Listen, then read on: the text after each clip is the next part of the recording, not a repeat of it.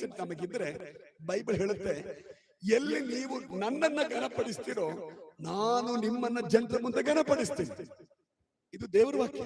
ಹಾಗಿದ್ರೆ ನಮ್ಮ ಕೆಲಸ ಏನು? ನಾನ್ ಸೇವೆ ಮಾಡೋದ್ರ ಮೂಲಕ ನಾನು ಘನಪಡಂಗಿಲ್ಲ, ನನ್ನ ದೇವರು ಘನಪಡಲಿ, ದೇವರ ಸೇವೆ ಹೆಚ್ಚಾಗಲಿ.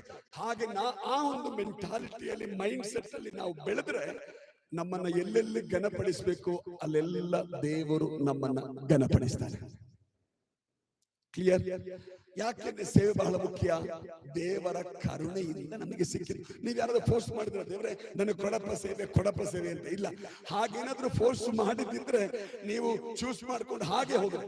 ಖಂಡಿತವಾಗಲೂ ಕಷ್ಟ ಬಂದಾಗ, ಸಂಕಟ ಬಂದಾಗ ಸೇವೆಯಲ್ಲಿ ನಿಲ್ಲಕ್ಕಾಗೋದಿಲ್ಲ ನಮಗೆ. ಇವತ್ತಿಗೂ ಯಾಕೆ ನಾವು ಸೇವೆಯನ್ನು ದೃಢವಾಗಿ ಮಾಡುತ್ತೇವೆ? ಸಿಂಪಲ್ ರೀಸನ್, ಅವರು ಕರುಣೆಯಿಂದ ಕೊಟ್ಟಿದ್ದಾರೆ, ಅವರ ಕರುಣೆಯಿಂದ ಸೇವೆ ನಡೆಯುತ್ತಲೇ ಇದೆ. ಕರುಣೆ, of course.